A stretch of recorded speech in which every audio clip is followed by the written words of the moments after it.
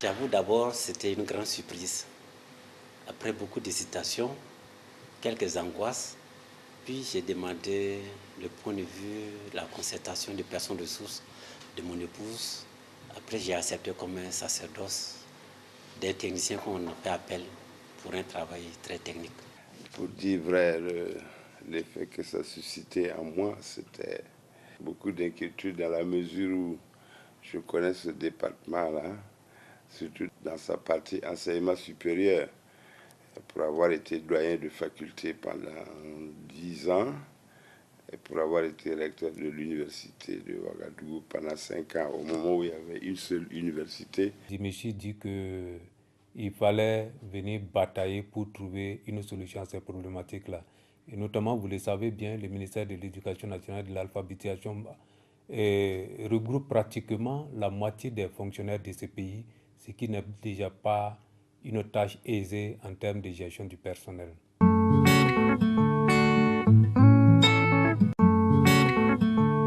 Un secteur très en mal avec l'entrée précipitée dans le continuum, sans mesure d'accompagnement. Il y a eu un besoin urgent de construire des collèges, construire des salles de classe pour permettre aux enfants qui avaient été envoyés au secondaire comme ça, d'avoir au moins des salles pour faire le cours. Parce que si on décide que tous les enfants de CM2 l'année prochaine passent en 6e, sans s'assurer qu'il y a suffisamment de salles de classe pour que ces enfants puissent correctement faire la 6e, il y a un problème.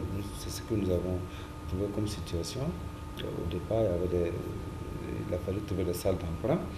Et par la suite, il y a eu des réalisations. Nous avons réalisé 600 salles de classe. Au niveau de la recherche, ce qu'on capitalise à un instant T n'est pas le résultat de l'instant. Ça veut dire que les résultats que nous obtenons en 2015, certains ont été initiés il y a 1 an, il y a 2 ans. Comme résultat particulier, par exemple au niveau de la santé, nous avons pu avoir le sirop FACA contre la drépanocytose dont les enfants sont très vulnérables. Il y a eu d'autres phytomédicaments. En 2015, on a pu finir la formulation du vaccin contre le paludisme. Ce n'est pas à un taux très élevé, mais c'est déjà un premier pas. Au niveau agricole, il y a la notion des semences. Sans les semences améliorées, on ne peut pas atteindre les niveaux de rendement que vous constatez dans les champs. C'est pourquoi en 2015, il y a eu 2 gros projets. L'un sur la productivité des petits exploitants, financé par la BID, d'un montant de 14 milliards. Et un autre financé par l'UMOA sur la valorisation du maïs, particulièrement à hauteur de 1 milliard. Et tout cela permet de valoriser d'abord les résultats de la recherche. Il en est de même sur les aspects institutionnels, comme la dette sociale du CNRC, qui est une dette d'environ 2,5 milliards. Le gouvernement a consenti 900 millions par an pour permettre au CNRC de faire face à cette dette sociale. On a pu rencontrer les travailleurs, recueillir leur point de vue, leurs enthousiasmes, en même temps leurs observations et leurs doléances. L'un des résultats, c'est dans le domaine où on est. C'est un nouveau challenge. Et cette année, nous avons fait beaucoup de sensibilisation avec les chercheurs, beaucoup de formations pour que cela soit une réalité. Dans le domaine des sciences sociales aussi, il y a eu des traditions en langue nationale, en djoula, en foufoudé, en peul. Il y a un travail important sur les crises sociales, les crises scolaires, les crises au sein de la jeunesse pour comprendre les fondements et accompagner le gouvernement pour des solutions dans ce sens. Vous voyez que dans tous les secteurs, dans tous les compartiments, nous avons eu à travailler dans ce sens. Voilà à peu près les défis sur lesquels, les enjeux sur lesquels on a travaillé, parce que la recherche elle-même ne peut pas se justifier par elle-même, elle est justifiée parce qu'elle est utile à la société, elle est là pour travailler pour les populations, pour la société. Nous avons essayé de résoudre les problèmes qui se posaient. D'abord, la question des vacations. Et le problème qu'on rencontre, c'est l'augmentation régulière du volume des heures à payer qui vont au-delà des moyens de l'État. Nous avons aussi relu le cahier des charges des établissements d'enseignement secondaire pour arriver à un système qui se veut plus objectif et plus réaliste, 1 ou 2 hectares bien exploités, voire même un seul hectare, en construisant un niveau, en prévoyant des terrains de sport, ça peut suffire.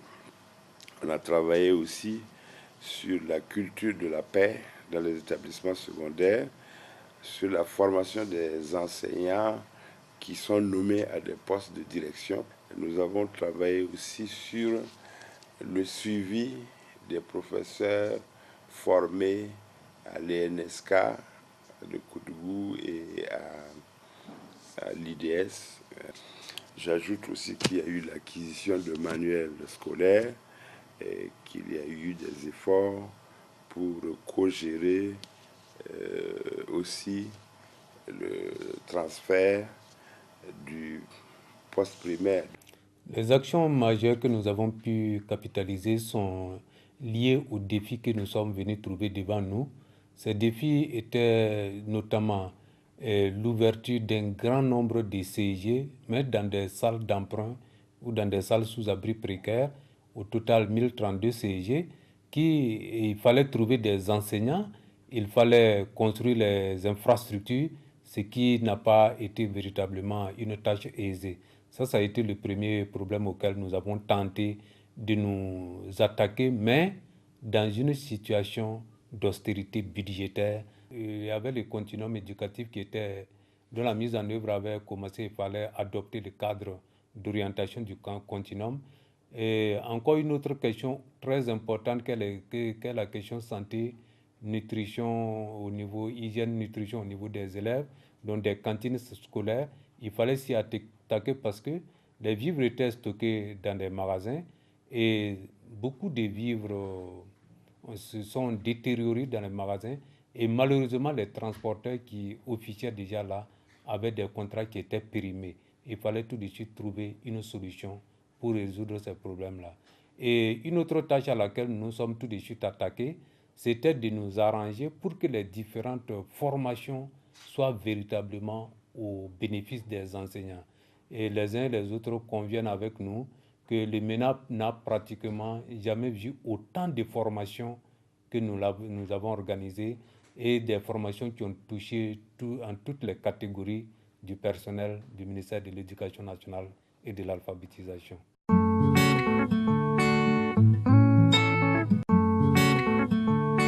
L'un des dossiers les plus cruciaux, c'est la question des OGM, en particulier du coton. Vous savez qu'il y a le raccourcissement de la fibre, c'est une grande préoccupation.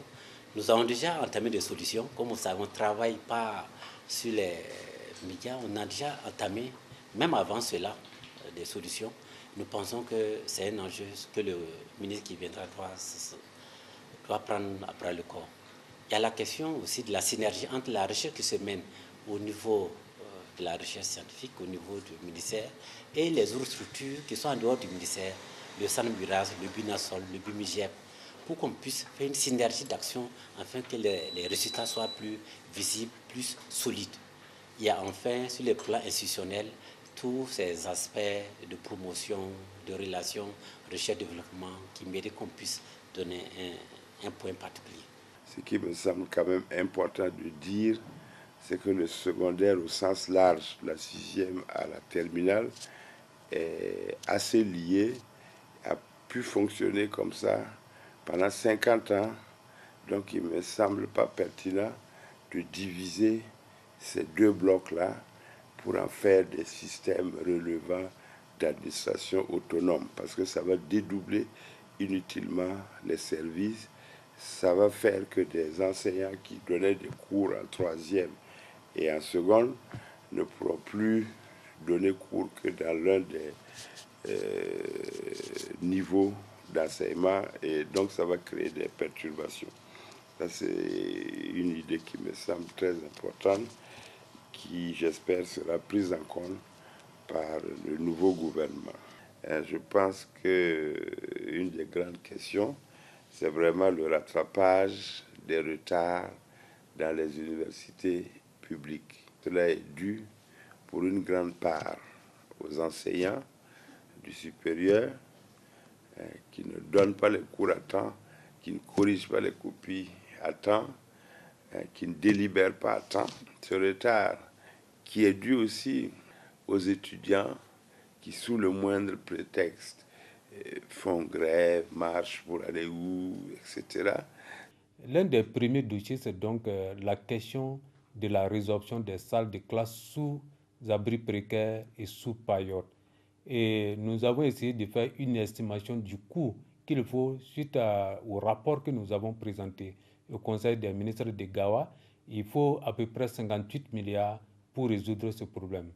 Un autre problème que nous laissons à notre successeur, c'est cette épineuse question d'enseignants en nombre et en qualité pour les différentes classes du post-primaire. Il y a un grand déficit à ce niveau et c'est également là un dossier que nous laissons à notre successeur.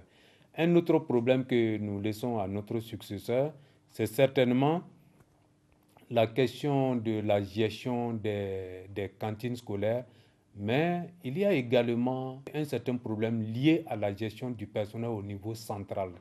Vous conviendrez avec moi qu'il y a beaucoup d'ateliers qui se tiennent au niveau du ministère de l'Éducation nationale et de l'alphabétisation, mais de façon délocalisée. Et cela entrave énormément la conduite des activités des uns et des autres au niveau de leur bureau ici. Nous sommes en train de faire des propositions, travailler sur un document qui va encadrer tout cela afin qu'un agent qui est au niveau central ait un minimum de jours par mois pendant lesquels il doit obligatoirement être présent à son poste et des mesures aussi visant à limiter le nombre d'ateliers délocalisés.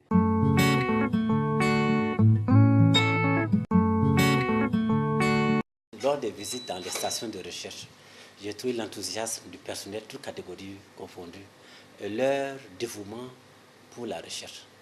Et par rapport aux doléances que je recueille au niveau du terrain, c'est la solidarité, voire le soutien gouvernemental autour de ces préoccupations.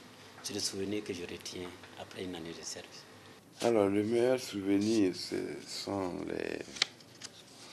l'ambiance de travail, c'est le fait que tout le monde, en tout cas, était dans la bonne volonté de faire que les choses s'améliorent, de tracer des sillons, de remettre le pays sur les rails. Et donc, cette bonne volonté-là, vraiment, nous mettait à l'aise pour travailler. L'un des meilleurs souvenirs, c'est lorsque, pendant la tentative du coup d'État du 16 septembre, le peuple burkinabé a pris ses responsabilités pour dire non aux putschistes afin de protéger le gouvernement de la transition et de lui permettre de continuer son activité.